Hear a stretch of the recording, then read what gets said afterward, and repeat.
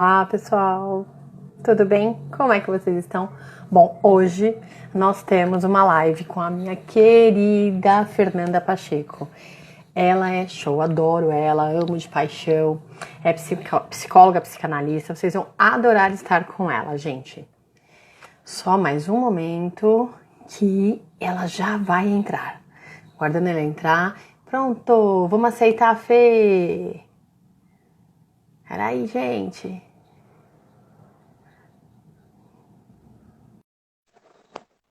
Fê, agora é só você aceitar aí e a gente já tá aqui te esperando. Tá entrando, gente. Oi, linda. Oi, Boa Fê. noite. Boa Dá noite. para me ouvir ou tem que ficar segurando? Não, dá pra ouvir tranquilo, Fê. Tá tranquilo. Ah, Você tá então bem, meu tá. amor? Tô, Tá tô ótima. que Um bom, pouquinho nervosa, mas isso faz bem, né? é su- Agita a gente. Sim, super bem. É um prazer ter você aqui comigo, Fê, hoje. É um bate-papo, como você colocou, informal, descontraído, e a gente vai curtir bastante aí esse momento. Boa noite, É, todo mundo. Obrigada, Catinha, por me convidar. Uma delícia sempre conversar contigo. Vamos lá. é um prazer ter você também. Fê, eu vou só dar um recado antes, né, para quem está entrando, quem vai assistir depois. Toda quarta-feira a gente vai ter uma live. Em alguns momentos com um profissional de alguma área específica, podendo ou não ter a ver com o tema de terapia, psicologia, alguma coisa assim, pedagogia, assim por diante. E em outros momentos eu vou ter aqui alguns alunos, alguns pacientes. E por que disso? Para contar a história deles para a gente, a história do despertar deles, né? Por isso que chama Encontro Interior, porque cada um vai encontrar em uma dessas pessoas o seu interior, vai encontrar, opa, isso aqui parece comigo. Olha, eu posso usar isso. Olha, eu posso usar aquilo, tá? A ideia é essa, para que a gente ajude aí, colabore para que mais pessoas possam se encontrar. Bom? Bom. Bora lá, Fê, então.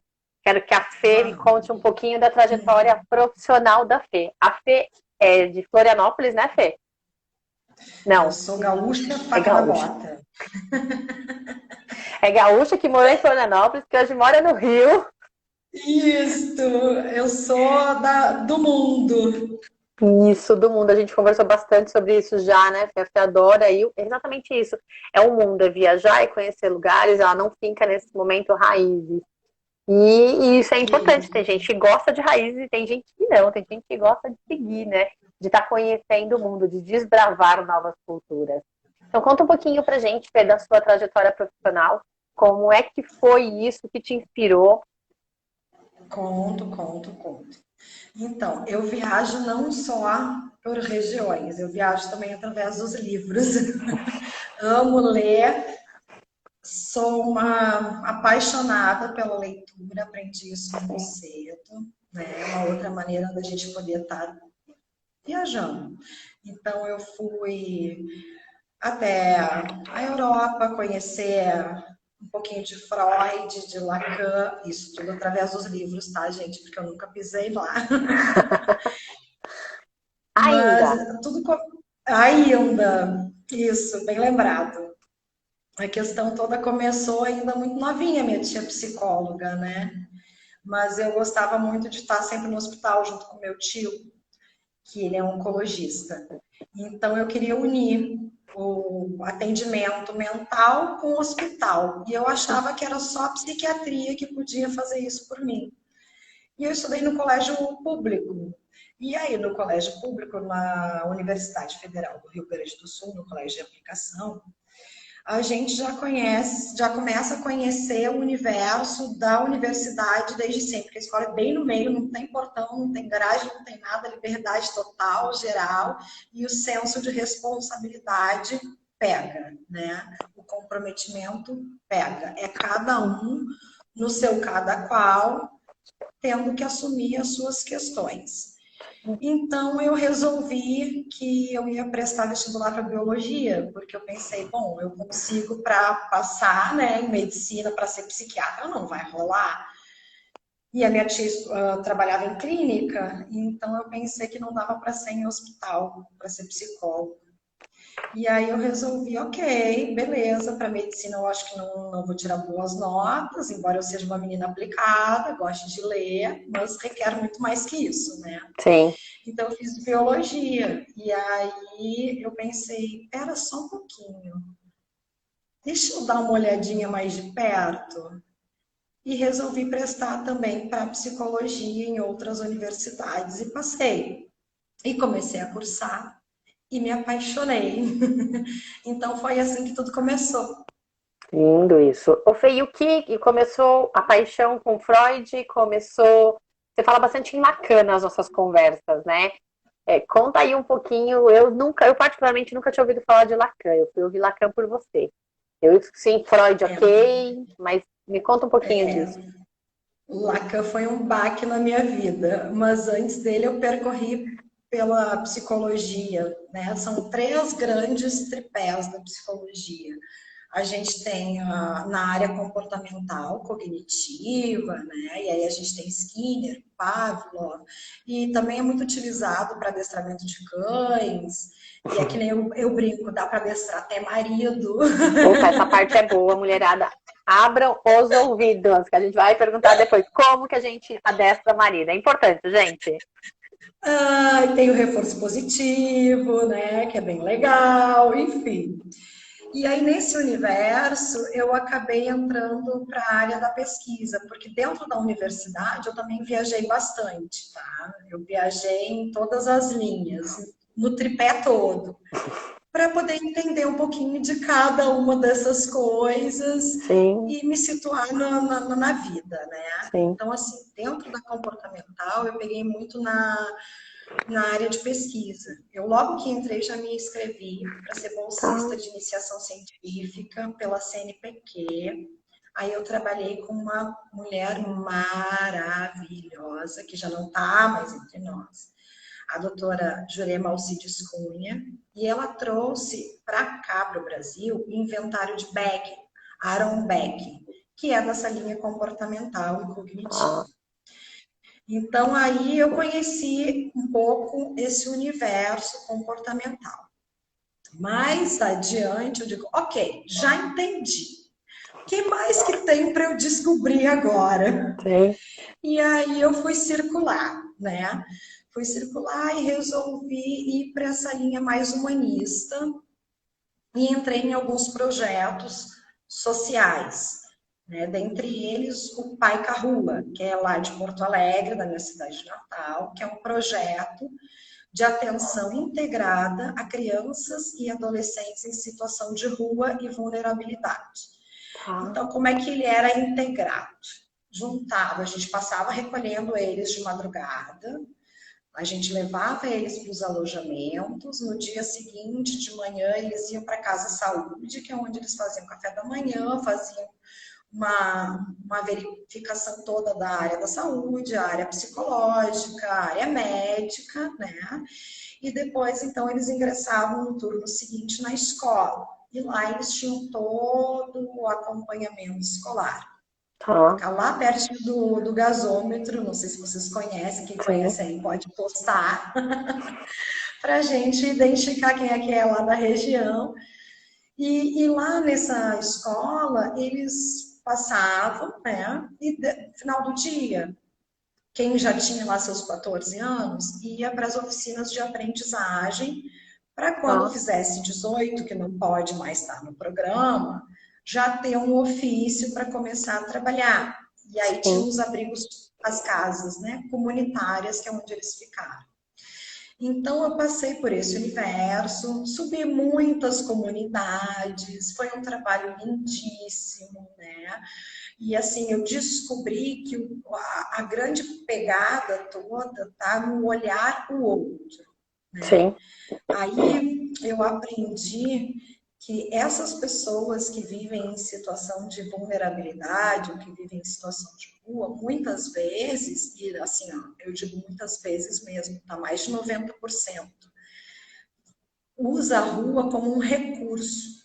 Ou porque está fugindo de uma violência doméstica, ou porque está Sim. fugindo do contato com drogas, entende? Uhum. E aí, quando acaba caindo na rua, tem a noite é complicada, é difícil. Então é inevitável que acabe abusando de algumas substâncias químicas. Por isso que a gente Sim, vê eles dormindo ao longo do dia, né? E aí todo mundo que passa tem medo. E o medo afasta, né? O medo paralisa, o medo ele instiga também o outro, porque demonstra fraqueza. E o sim, outro que está lá na rua, o que ele quer só é ser visto, tipo, oi, eu tô aqui, eu existo, né? Não precisa passar por cima de mim, nem dar a volta, nem baixar a cabeça. Me olha no rosto e me dá um bom dia. Eu estou aqui, né? sim. Então eu tive um aprendizado muito grande durante toda essa caminhada, né? E E ele, por fim ele eu caí. quando, Oi. desculpa, quando te cortar, quando vocês recolhiam, faziam todo o trabalho, enfim, é, a maioria ficava ou a maioria voltava para as ruas? Porque tem todo um processo de depois eles vão estudar para ter um ofício e Isto, tal. isto. Então, assim, o projeto garante, assim, por nível de frequência, né? Se você Tá, tem 3 faltas seguidas, começa a contar desde o zero. tá bom. Porque o uso de drogas é complicado. Então, assim, ó, o número era grande de meninos e meninas, né? Eu tive muitas perdas aí no processo, né? Que é E uma coisa que a perda, gente você tá aprende a falando de lidar, morte. sim, de morte, meninos Nossa, que em função do loló, né? Que fica no campo alucinatório, e aí, então, imagina que está atravessando um bosque, na verdade, está atravessando uma rua movimentada, né? sim, Então, isso acontece. Fora algumas outras questões, né, peculiares dessa vivência deles mesmo, e de não poder retornar para a comunidade, porque uma vez que você sai, você não é mais bem-vindo a retornar, infelizmente, né? Existem regras dentro das comunidades que devem ser respeitadas, né? sim. Então nós não somos só pelas regras sociais, tem outras, muitas Sim, outras. sim, sim. De ambos os lados, né, Fê? Desde a parte do É, projeto quanto da parte deles mesmo, né? Entre, sim, enfim, retaliações e aí vai, né? Porque cada vez que um sim, vai para sim, o projeto conhece mais o local onde ele estava, conhece mais não só o local, mas como funciona lá, certo? E aí ele está sim. trazendo informação. E não é interessante trazer essa informação. Para quem está lá, né, não é. Até, deixa eu contar uma para vocês, uma experiência que eu tive, bem positiva, para vocês verem como é que não, tudo na vida a gente tem coisas boas e coisas ruins. Sim, Elas acontecem concomitantes, são que nem as pulsões, né? As pulsões de vida e de morte, elas estão sempre ali, sempre sim, ali, sempre ali. E as coisas boas e ruins também. sim. Então, certa vez eu estava indo buscar o meu cunhado na rodoviária e deixei o carro estacionado pro lado de fora e um monte de meninos de rua. E naquela época ainda, gente, pelo amor de Deus, não vão rir de mim, tá? Os computadores eram tipo umas televisões assim brancas. É enorme, E né? eu tinha um no carro. E eu entrei para a rodoviária para poder achar o cunhado. E quando eu retornei, o meu carro estava rodeado de meninos de rua. E o meu cunhado, meu Deus do céu, vamos chamar a polícia.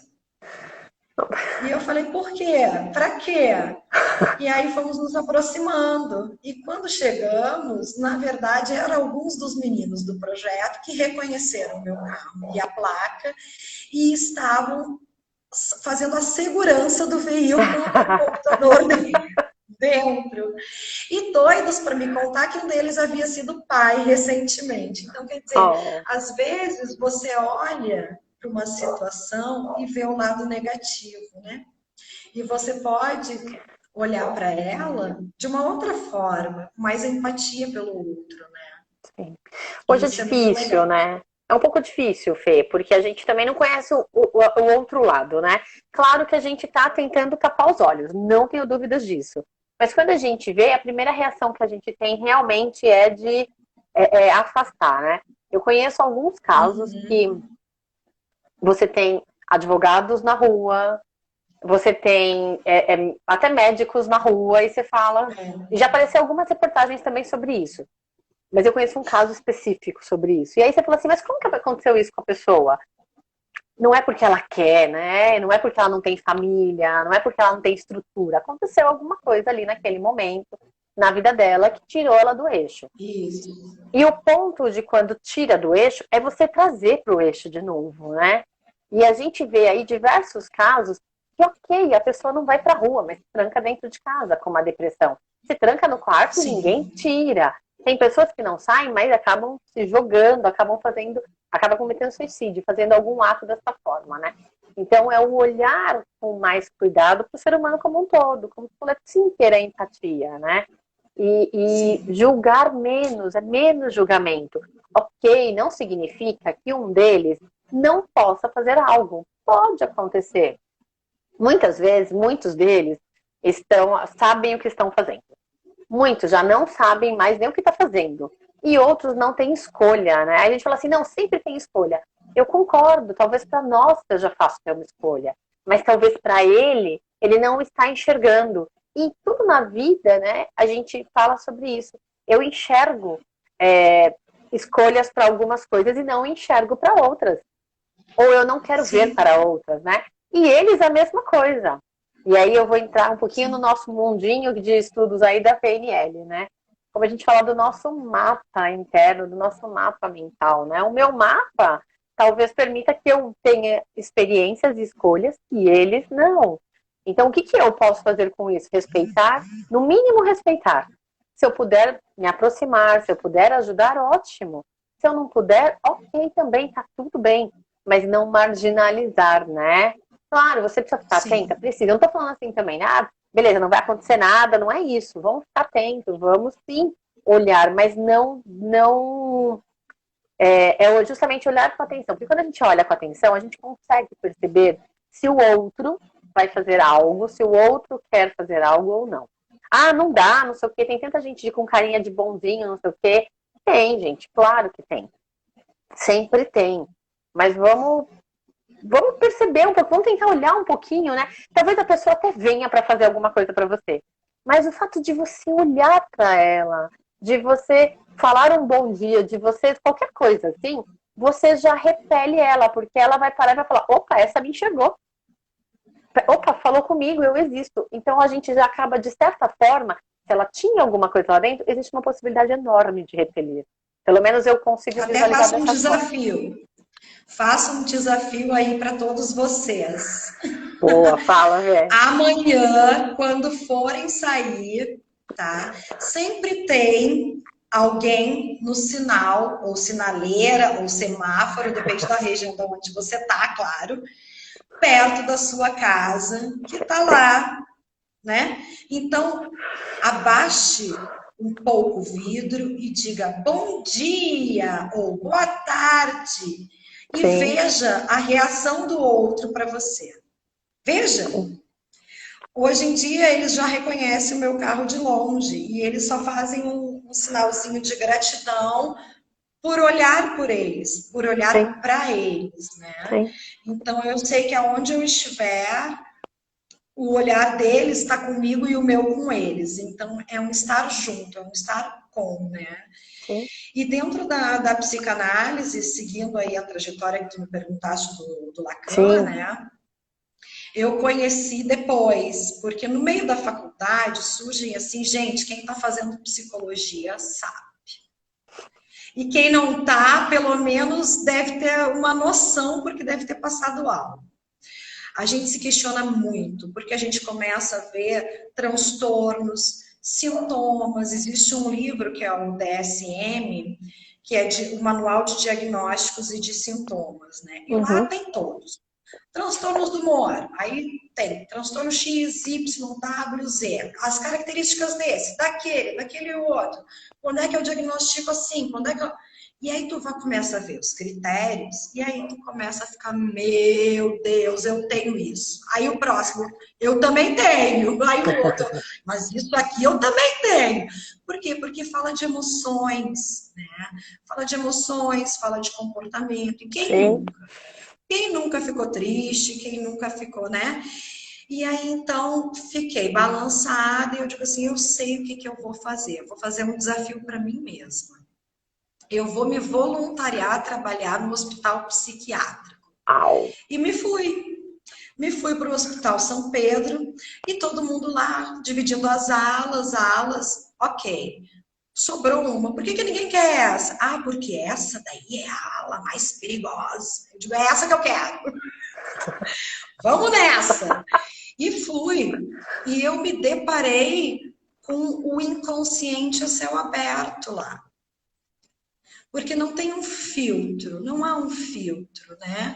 E é assim, é tão rico e é tão lindo, ao mesmo tempo é perigoso e inconstante. Então, assim, tem uma medicação, um monte, né? Fortíssima que eles tomam, mas tu vê no prontuário de um deles, por exemplo, escrito que ele não falava, porque ele ficava rodando em torno dele mesmo, com a mãozinha assim, emitindo som, e as pessoas colocaram no prontuário que ele não falava, ele morava lá, sei lá, mais de décadas.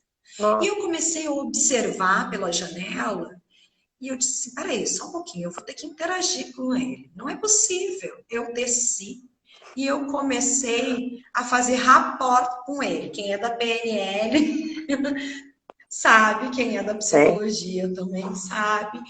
Eu comecei a imitar tudo aquilo que ele estava fazendo. Eu comecei a andar em círculos junto com ele, ao lado dele, fazendo o mesmo movimento e emitindo o mesmo som. Daqui a pouquinho ele parou, ele me olhou e falou assim: eu morava numa fazenda com meus pais. E voltou e continuou o circuito dele. Aí eu fui lá e troquei do prontuário. Olha, ele fala. Então, assim, e ali eu me dei conta de que, ok, tudo bem se a gente tem depressão, tudo Sim. bem se a gente tem tristeza, tudo Sim. bem se a gente sente raiva e se eventualmente a gente tem um ataque de fúria. Sim. Isso é do ser humano. Isso não quer dizer que você é louco. Isso não quer dizer, entendeu? Às vezes é um dia, às vezes é um momento, né? Então a gente tem que ter muito cuidado na hora de diagnosticar. E Hoje aí em eu fui dia parar tem, no. hoje em dia tem muita Diga. gente, né, Fê, que diagnostica tudo, qualquer coisa fala, tô com depressão. A própria pessoa, né, eu tenho ansiedade, eu sou ansiosa, eu tenho depressão. Aí a gente vê muito com criança, né? Ah, e aquele ali tem TDAH. Ah, e aquele ali tem. Gente, calma, né? Respira. Não é assim, Olha, né? Parece que a pessoa ótimo, quer intitular, né? Eu tenho isso ou eu sou isso. E isso é ruim. E aí, quando. Não tô dizendo que tem muita gente que tem, ok, beleza, tá claro. Mas tem muita gente que não tem. Ou que, tipo, passou por um episódio. Eu brinco que eu não tenho depressão. Eu me permito estar deprimida por um dia. Então tem aquele dia que, poxa, tá. E tô lá deitada tal. Às vezes é horas. Eu falo, ai, o que é isso? Tô louca, levanta. Às vezes não, às vezes é aquele dia. Chegou no dia seguinte, não, parou, levanta, vamos embora. Então tem quem tenha e tem o quem. diagnóstico de depressão é bem delicado, né? E é bem diferenciado. De TDAH também. Mas nós da psicanálise não diagnosticamos assim. Explica um pouquinho, Fê, a diferença de psicologia e psicanálise. Psicólogo e psicanálise. Como é que faz psicanalista? Porque também a gente psicólogo, psicanalista, psiquiatra, as pessoas também têm uma coisa, né? Primeiro que já acha que é de doido. Se fala que é psiquiatria, então, fala, nossa, vai embora, só tem louco, não quero isso. Explica um pouquinho qual que é a diferença. A psicologia, nos primórdios, era o estudo da alma e Tá, passou a ser o estudo da mente e hoje ela é a ciência da mente. tá bom. Tá?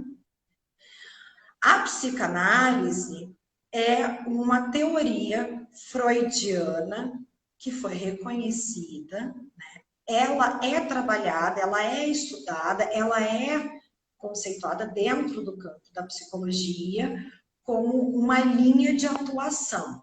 Tá bom. Mas para ser psicanalista, não precisa ser psicólogo. Tá. Mas para ser psicólogo, tem que fazer a faculdade. Para ser psicanalista, você precisa do tripé. você precisa devorar Freud, né? Se possível, fazer a releitura de Lacan, que é uma releitura de Freud, a leitura de Lacan, que é uma releitura de Freud, Tá, mas ele entra com matemas, tá. então ele entra com a questão da linguagem, tanto simbólica quanto falada, tá? Mas com base, todo o construto dele é com base em Freud. Então, o psicanalista, a vertente dele é essa, ele tem que devorar Freud e suas vertentes, Lacan, etc. Tá? Tem que ter uma supervisão constante, não pode nunca deixar de ter uma supervisão. Tá. E tem que fazer análise. Alguém tem que ser o psicanalista do psicanalista. Tá. Terapeuta precisa de terapia, todo mundo precisa, é isso. Exatamente. Então, no campo, eu me deparei com Lacan, foi quando eu resolvi desbravar esse campo da psicologia, da vertente psicanalítica, e aí eu fui parar no hospital infantil.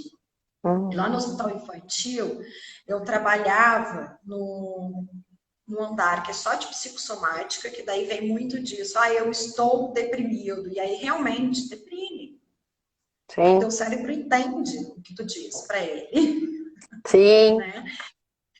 E aí tu começa a ter as sensações no corpo. Como eu costumo dizer, a gente é um sinal. Tem o vermelho, o amarelo e o verde. Então é o corpo, a mente e o espírito. Né? Então quando chega no corpo é porque já está no vermelho. Já ultrapassou todos os campos invisíveis e está agora no campo visual. Sim. Falo isso para todos os meus pacientes. Tudo começa no mental e no emocional e chega no físico. Chegou no físico, tem que tratar o físico. De preferência, faça antes para não chegar. Sempre falo isso para eles, né? Se chegou, ok, vai ter que tratar. Mas vamos buscar melhorar e vamos buscar que não entre nisso, né? Eu fiquei com um tema, Fê, que eu fiquei na dúvida. Quando você estava comentando do moço lá da psiquiatria, que ele não falava, que falou, tal. A forma como ele ficava e tal. Ele tá o tempo, a paciente está falando, escuta isso o dia todo, né? Mas é isso, né? Antes de chegar, a gente tem que tratar antes. Esse tema dele tá lá, enfim, não sei qual que seria a palavra, né? No mundo dele, no inconsciente. Na verdade. Na verdade, né? Ali tem um tema espiritual junto? Isso é enxergado na psicanálise? Ou tipo, não, mas pela sua experiência você consegue entender que tem? Como é que é isso? Sim, o que acontece é o seguinte, a gente na psicanálise, a gente trabalha com o inconsciente. Tá. E as demais vertentes, elas trabalham com o consciente e o subconsciente. Tá? Então, no inconsciente, imagina assim, é o puro real, é a verdade nua e crua. É toda a bagagem de uma vida inteira. Lá dentro tá as sensações, as percepções, tudo de quando você estava dentro do útero. Tá lá, tá guardado, tá armazenado.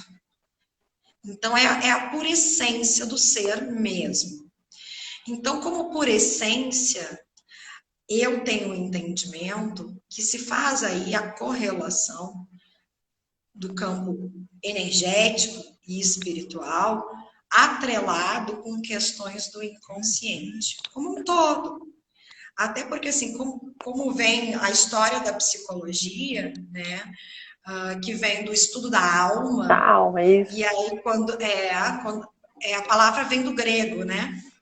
Psique.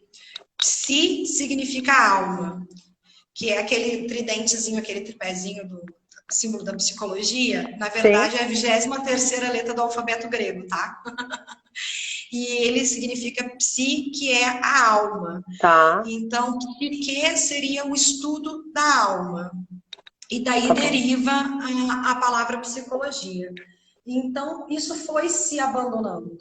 Porque quando veio o Império Romano, não aceitava isso, e aí teve as Inquisições e toda aquela questão histórica de queimar as bruxas e etc e tal. E aí, então, eles trocaram a palavra alma pela palavra mente. Então, me faz pensar que o inconsciente não deixa de ser a alma, o espírito, a energia vital, né? A essência, enfim, dê o nome como preferir, né? Mas Sim, seria sim. nesse campo energético todo, é onde contém todas as tuas informações possíveis, impossíveis e inimagináveis. A gente diz que é o campo do indizível, é o campo do mítico, dentro da abordagem lacaniana, né? É lá onde está o objeto desde sempre para sempre perdido, porque você está lá. E uma das coisas que você faz no seu trabalho é encontrar o que está lá no inconsciente, certo? De uma forma Eu não talvez não encontro nada. o paciente, você induz, enfim, né? Você induz o paciente a encontrar, né? Isso, É o caminho. isso. E aí Freud que nos ensinou que o caminho é a palavra. Sim. Por que a palavra? Porque ele fez as hipnoses direta e Uhum. indireta, tá? Um dos casos que ele fez, se eu não me engano, foi o da Ana O, é famosíssimo, né? Depois, quem quiser dar uma pesquisada lá também, bem riquíssimo, enfim. Mas as pacientes dele que chegavam com alguma paralisia no membro. E aí, quando entravam em hipnose profunda, direta, né? Elas movimentavam o membro. E aí Sim. ele entendeu que estava relacionado com algum fator emocional.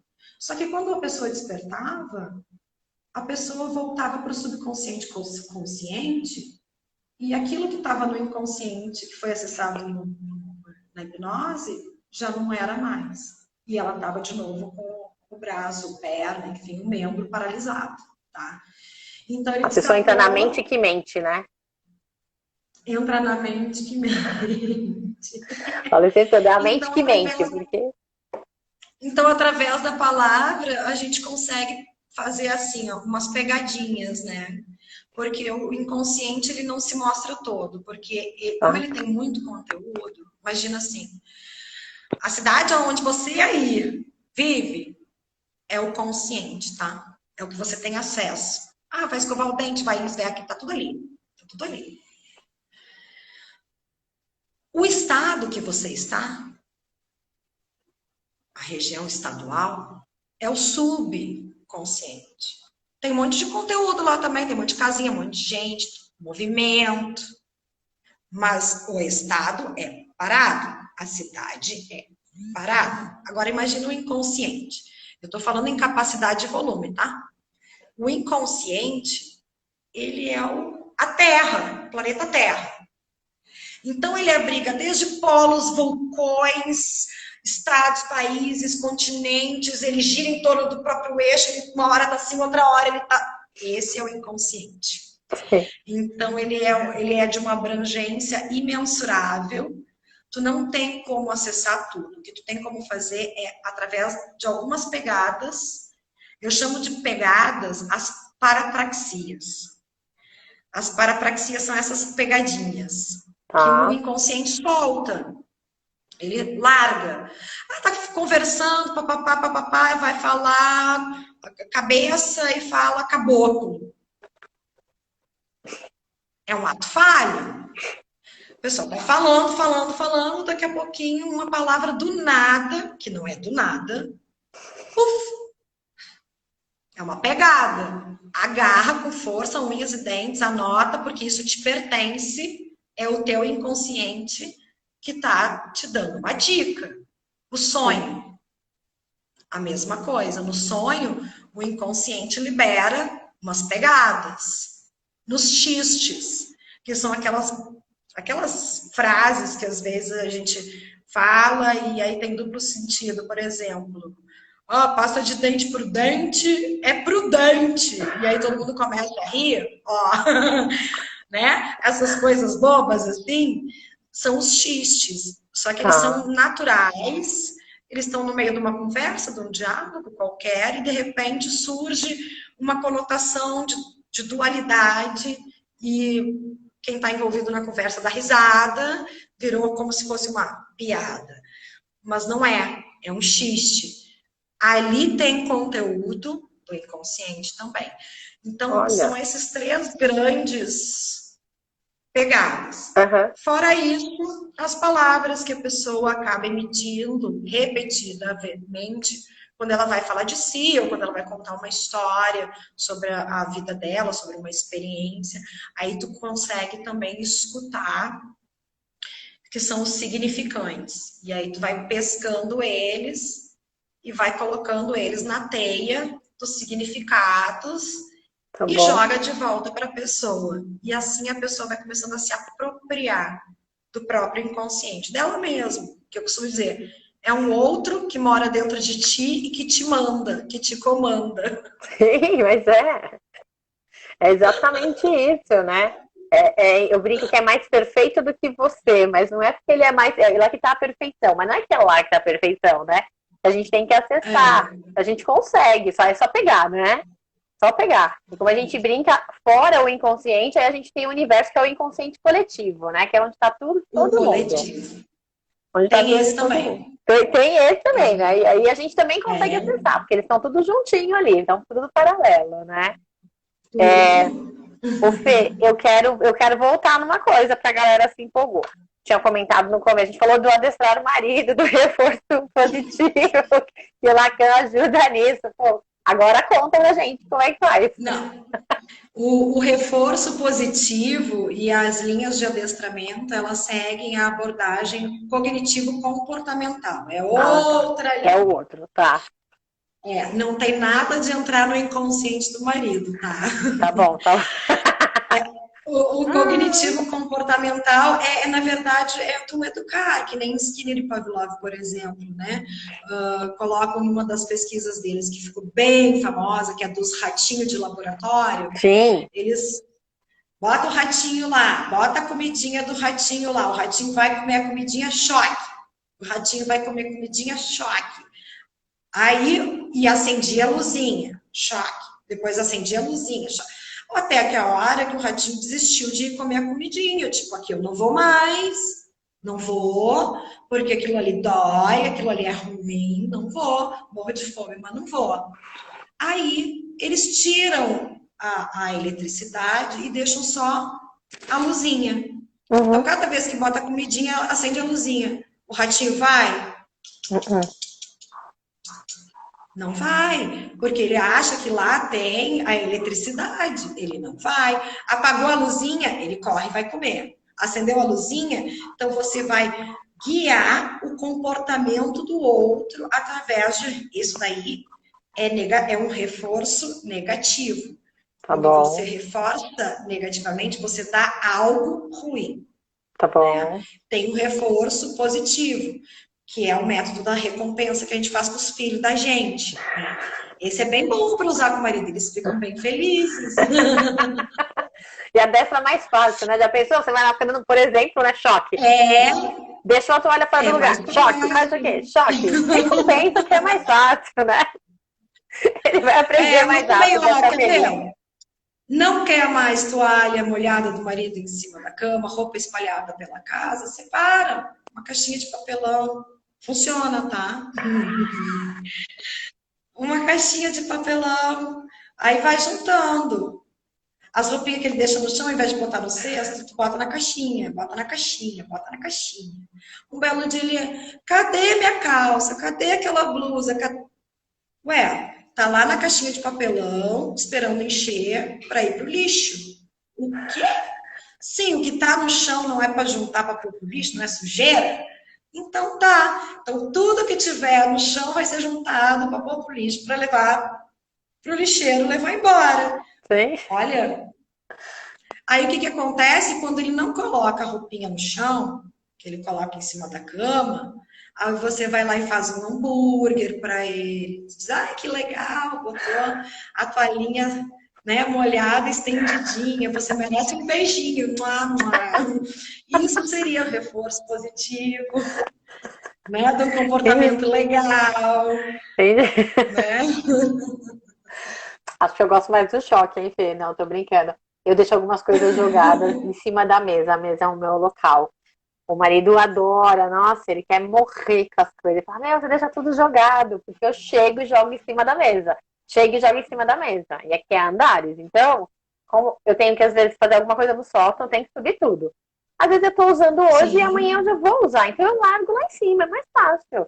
Ah, amanhã eu já vou usar de novo. Só que daí acontece alguma coisa na vida de terapeuta e eu largo lá. Você largou aqui de novo. Esqueci, tá bom. Aí Cuidado, se vai ele aparecer na estiver cara. ouvindo e vendo, Ele vai tá ter umas ouvindo. pilhas conectadas embaixo da mesa.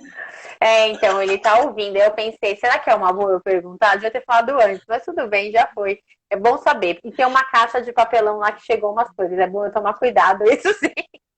Vai que ele usa a ideia. Então, não é? Vai que ele usa Gente, a mas ideia. isso daí é tão natural, a gente usa isso no dia a dia. Quem é mãe sabe. Quando a Sim, gente precisa educar um filho, olha o videogame, você tem tanto tempo, senão eu desligo da tomada, você está tirando algo positivo, né? sim, E você pode. Só que esse tirar algo positivo é ruim, a criança não aprende tanto.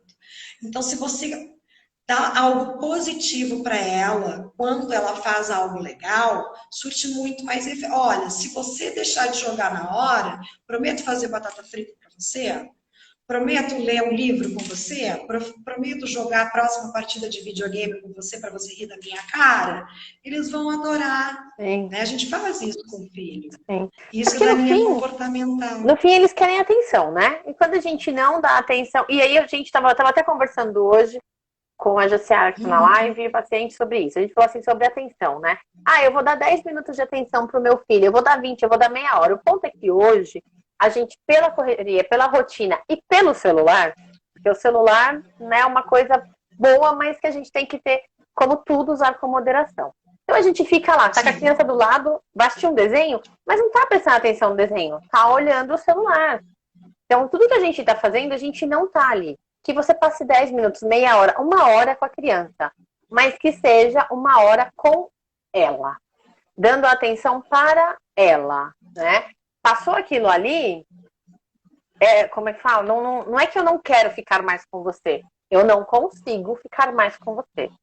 Mas é o que eu Não, não é, eu não percebo. posso mesmo, eu não posso. Eu tenho o meu tempo, tu tem o teu, e nós É, temos o nosso. Que nem diz o meu marido, o que é acordado não sai caro. sim, sim, Então, sim, tudo na base do diálogo, da conversa e do contrato, né? Um sim, contrato carinhoso, amistoso, mas um contrato que fique bom para todos. Porque nós somos mulheres, nós somos mães, nós somos esposas, nós somos sim, amigas, nós somos sim. terapeutas, psicoterapeutas, enfermeiras, professoras, né, motoristas e engenheiras e E aí aí vai, vai. né? E sem culpa, né, Fê? Porque a gente se culpa. A gente se culpa o Não, tempo sem todo, culpa. então é sem culpa. A gente fala que a criança, quando ela É. nasce, né, não tem, acho que é um período até os 9 meses, ela acha que faz parte da gente.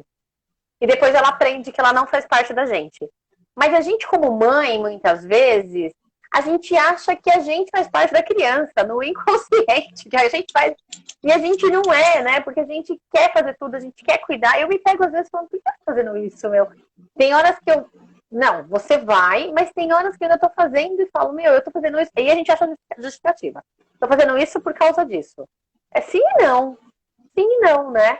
Tô fazendo isso porque para mim é importante. No fim das contas, é porque é para mim.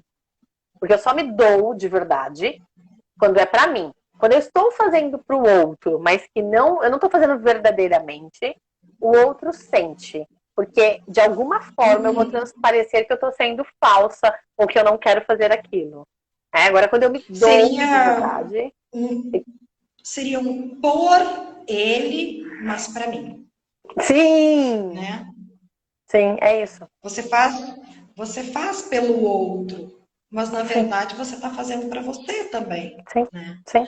Essa questão da que tu disseste da criança, né? Dentro da psicanálise da criança que está no feto, que 9 meses, a gente chama que é o seguinte: as pessoas elas se formam, né? Elas se tornam Uhum. sujeitos em dois Sim. tempos. O primeiro tempo é o tempo da alienação, aonde nós, mães, temos que higienizar os filhos, nós temos que alimentá-los, nós temos que manipular, vira para cá, vira para cá, limpa o bumbumzinho, aí escuta um choro, isso é frio, isso é calor, isso é Sim. fome, e a gente vai começando a ler, a Sim. significar essa criança. Então, essa criança, ela está no campo alienada, Tá. as mães, porque elas são assujeitadas. Então, o primeiro tempo para se tornar um sujeito, ela depende do outro. E Sim. esse grande outro, geralmente, é a mãe. Alguns pais fazem essa maternagem, tá? Sim. Tem muitos pais que eu conheci que fazem essa maternagem. E, então, seria a maternagem, né? O alimentar, o trocar, o dar banho e o começar a significar para a criança o que ela está sentindo, o que é aquilo e o que deixa de ser. E aí, então, depois vem o segundo tempo, que a pessoa se torna sujeito, né? Nesse primeiro tempo, a gente diz assim, ó, dentro da estrutura que a gente trabalha, são 3 grandes tipos: a psicose, a neurose e a perversa. O único que continua preso ainda nesse campo da alienação, que é nesse primeiro tempo para Sim. se tornar sujeito, é o psicótico. Então, ele está muito ainda ligado à língua, que a gente chama, né? Que é a palavra materna, que é Tá. essa palavra que vai significando as coisas para eles. Se fores ver, por exemplo, Dali, né? O escritor Joyce, todos eles retratam exatamente isso. Todos eles tiveram uma mulher do lado, uma Sim. Sim. esposa do lado, né? Por quê? Porque é imprescindível para eles a língua. Funciona como um efeito de consciente mesmo, porque eles Sim. vivem com o inconsciente a céu aberto. E o segundo tempo é o tempo da separação, e aí as mães ficam, ai, meu coração, ai meu Deus, como que eu vou deixar? Como que eu vou trabalhar? Como... Tá dando microfonia ou é impressão minha? Não, Não, né? entrou uma coisa aqui, já deu. Pode ir. Desculpa. Tá. Eu. Então, aí nesse segundo tempo, é isso que acontece. É mais um sofrer da mãe do que da criança. Porque a criança ela ainda está aprendendo, a mãe ainda está significando ela, falando ela. Então, se a mãe entra nessa angústia no processo de separação, a criança angustia. E a mãe diz assim, ai, ele está chorando porque está sentindo minha falta. E fala para a criança. E na verdade é o contrário, é a mãe que está Sim. sentindo a falta desse filho, é a mãe que está complicado para ela, né? Então o processo de separação ela é imprescindível, ela é fundamental para que a criança atravesse esse segundo tempo da constituição do sujeito. Né? Então, ela precisa se separar da mãe. Ela precisa. E esse se separar que a gente diz é qualquer coisa, tá? Qualquer coisa. É voltar ao trabalho, é deixar a criança chorando no berço porque está fazendo a unha. Não tem problema. Ela precisa disso. É importante ela ficar lá e ela entender que ela está se constituindo um sujeito único e inteiro, íntegro, e que você é outra pessoa que tem um outro corpo e que está fazendo as unhas. E não tem problema nenhum nisso. É positivo para você e é positivo para a criança. Sim. Né? Então a criança fica chorando porque você está fazendo um brigadeiro e que o brigadeiro vai pegar no fundo da panela, não tem problema. Calma, tá tudo certo. Né? Sim. Então isso é importante da gente saber que a gente vai dando autonomia para os nossos filhos e a gente vai dando a permissão para eles se tornarem pessoas do bem, sujeitos. E para nós também, né, Fê? Porque a gente fala muito dessa coisa de separação deles, mas é para nós também, né? Para nós, porque vai chegar, porque Sim. tudo bem, às vezes a gente passa pelo período da primeira infância, enfim, super bem. Aí o carinha cresce, ou a princesinha cresce, começou a arrumar namorado, não quer saber mais de você, vai embora. Tem que seguir a vida dele. Ótimo! Ótimo! Mas Adoro! é isso, tem que seguir a vida dele, né? Às vezes dói na gente, mas, cara, tem que seguir, a gente seguiu, eles têm que seguir, né? Não é Gente, fácil. deixa eles. Deixa, porque quando começa a namorar é o segundo tempo do Édipo. É Uhum. fundamental. Porque o primeiro tempo a gente passa ali pelos 4, 5 anos, que a menina fica aquela coisa com o pai, né? Ah, papai, papai. Aquele amor, aquela coisa. Que o menino fica assim com a mãe e tal. Então, e esses amores são proibidos, porque são incestos, né? Então, eles são cortados ali, e aí então a criança passa a se identificar, ou com o pai, ou com a mãe, e aí se estabelece a questão do gênero, de às vezes a gente se vê ser mulher e gostar de mulher, ser homem e gostar de homem. É uma coisa que se dá assim, ó, muito pequenininho ainda, lá nos primórdios do Édipo, 3, 4 aninhos, que é em função desse amor genuíno, tá? Pelo pai ou pela mãe, e aí tu acaba se identificando com o outro. Vamos supor, eu amo meu pai, mamãe ama papai, então eu sou igual a mamãe, só que mamãe é mais poderosa que eu, mas eu vou rivalizar com mamãe, porque quero papai. É uma coisa meio que parece boba, mas tem todo um Sim. construto teórico e tem todo um porquê disso tudo. E não é assim tão simples como eu estou falando, mas eu estou falando de um jeito bem simples mesmo que dá para entender.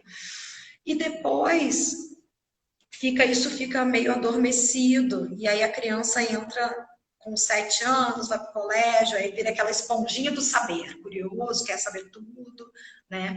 E começa a desenvolver toda a parte, uma outra velocidade, a parte cognitiva, ela tem também alguns tempos aí de desenvolvimento que são maiores, né? Então, nessa fase dos 7 até ali os 12 anos, tá bombando. E aí vem de novo a questão hormonal, essa luzinha lá do Édipo acende e ele reedita. É como se ele estivesse fazendo uma confirmação daquela experiência que ele viveu. Então é Ah, fundamental que ele se dirija para os interesses de paquerar, de namorar, de achar bonitinho, bonitinha, de fulaninho, de fulaninha. Deixa! Ele não vai deixar de amar a mamãe e papai nunca. sim, sim, sim. Mas é fundamental que faça essa movimentação. É a coisa mais saudável que um filho pode fazer. E uma mãe tem que se orgulhar, sim, de que está Sim. nesse universo de descoberta e de reedição do Édipo. Que bom, né? Isso é ótimo. Fê, a gente tem É ainda oito ótimo. minutinhos, porque é em uma horinha só. Passa super rápido. Eu quero ainda que você fale rapidamente para mim sobre o despertar, o seu despertar para a espiritualidade e que você conte um pouquinho dos seus atendimentos para a gente, como é que está funcionando, se está fazendo online, se não está, enfim. Conta aí um pouquinho. Porque existe um despertar interno, certo? Eu falo espiritualidade porque não importa a religião. Importa aqui essa consciência com o Criador, com Buda, com quem vocês quiserem, com Jesus, para mim não importa, com a sua Como eu digo, centelha. com o nome que quiser dar, né? Exato, exato. É um despertar de si para o mundo, né? Sim, sim. Conectado com todos, com o universo, né? Então, como eu disse, né? Lá dos primórdios, do estudo da alma, da psicologia, né? E eu me pego por aí e vem essa questão do inconsciente. Então, eu percebo que está tudo conectado, né? Uhum. Como eu disse, mente, corpo e o espírito, né? Então, a mente, a parte do consciente, subconsciente, que é uma coisa mensurável e é uma coisa que a gente consegue acessar, né? O inconsciente, que é esse universo obscuro que a gente tenta desvelar, que Sim, está a nossa essência, e eu entendo como essência algo bem espiritual mesmo, né?